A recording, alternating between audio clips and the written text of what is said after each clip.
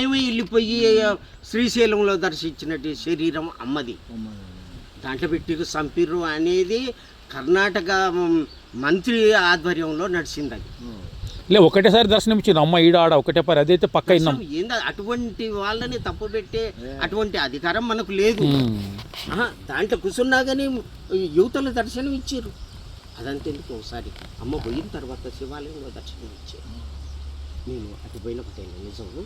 ఆ వెనకకు పోతే అమ్మ పాత బంగ్లాల్లో దర్శనం ఇచ్చారు. ఇది ఒక్కటేనా ప్రచారం చేస్తున్నారా స్వామి? ఇది ఉంటుంది పటేలా ఇదంతా లేదా అమ్మది ఒక్క వాక్యమనా? అప్పుడు చేసేంత చేసిన 48 సంవత్సరాలు ప్రచారం చేసిన స్వయంగా. ఇప్పుడు ఎన్ని 50 వీడియోలు అమ్మ గురించి తిరుగుతున్నాయి లోకంలో అమ్మ గురించే 50 వీడియోలు తిరుగుతున్నాయి. అమ్మ పరమాత్ముడు అని అందరూ ఇప్పుడు కాదు, నా శరీరం ఉన్నంత వరకు అదే చెప్తా. ధర్మం తప్పకుండా ఏం జరిగిందో అదే చెప్తా, నాకు అక్కర్లేదు. నా గురుదేవుడు ఏం చెప్పిండో అదే చెప్తా. ఏది ధర్మమో అదే చెప్తా, ఏది అన్యాయమో అదే. అంతే, ఇంకా అంతకంటే ఏమి. ఇప్పుడు శివాలైతే అన్యాయమా న్యాయమా అది అది మీ నిర్ణయించేది మీ పెద్దలు. మేము సాధులమా, సన్యాసులమా, మేధావులమా? సాధువులు ధర్మాత్ములని ఎందుకు అనుకుంటావు? అధర్మాత్ములు లేరా? ఉన్నారు. మరి అయిపోయాయి. సాధువుల్లో కూడా అందరు సాధువులని ఎందుకు అనుకుంటారు?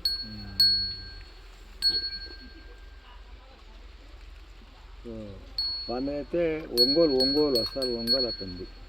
ఒంగోలుకు బిడ్డనిచ్చాడు రాములు. బిడ్డ బిడ్డని ఒంగోలుకి ఇచ్చిండా?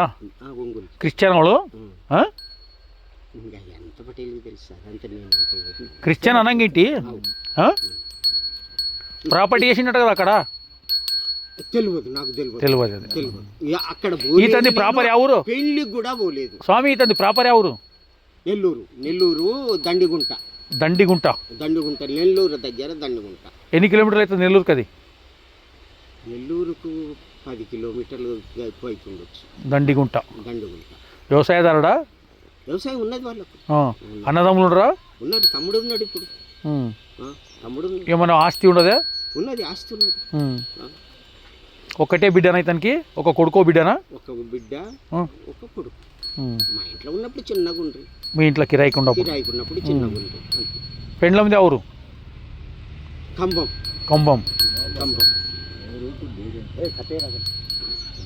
రైట్ రాయా వాళ్ళది కంబం కాదు, కంబం. గిన్నె తాడున్నది.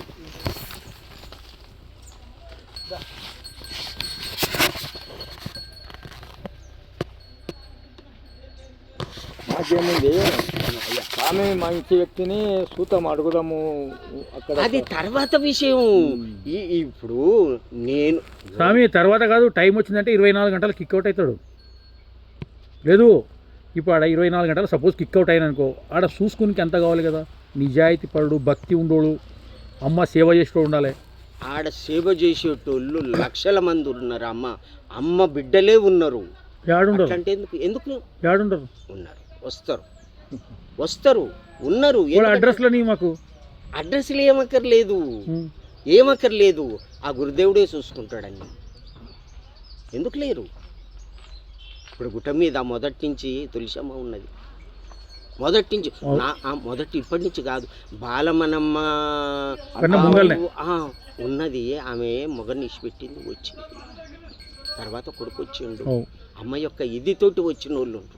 మరి యానగొందిలో ఎంతమంది పెద్ద మనుషులు లేరు? అమ్మ మొదటి కానీ చూసిన వాళ్ళు లేరా? దొన్నూరు లక్ష్మమ్మ అంటే పోయింది. పాతోళ్ళు లేరా?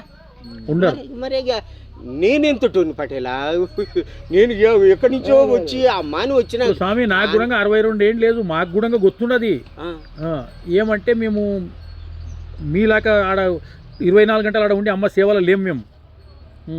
ఎవ్వరు లేకున్నా ఉన్నా కానీ అమ్మ గురించి ప్రతి ఒక్కరికి తెలుసు. అమ్మ అంటే దండం పెట్టేది వాళ్ళే కానీ వేరే అనేవాళ్ళు లేరు. మన ఊళ్ళో ఎవరైనా ప్రతి ఒక్కరు కూడా దండం పెట్టే వాళ్ళే కానీ చెడు చేసే ప్రకృతి అట్లా మార్చిరమ్మా. అమ్మ రామరెడ్డి పటేలు ఆ ఇంట్లో కూర్చొని ఎవరు మన అప్పసాబ్ మహారాజు వచ్చినప్పుడు నారాయణపేటకు పోయి వచ్చిండు. ఆడ కూర్చొని రామరెడ్డి ఇక్కడ ఇంకా 6 నెలలకు మహాశక్తివంతమైనటువంటి భగవంతుని రూపమైనటువంటి ఒకరు వస్తారు 6 నెలల అని చెప్పారు. అప్పసాబ్ మహారాజుకు రామరెడ్డి పటేల్ చెప్పిండు. అదే కట్ట మీద ఏది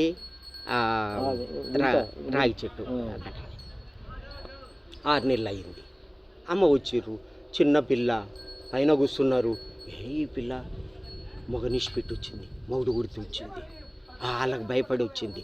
ఇదే మాటలు వెళ్ళి ఇదే మాటలు, ఆ మాటలు వేరే మాటలు అనొద్దు, వేరే మాటలు అనొద్దు.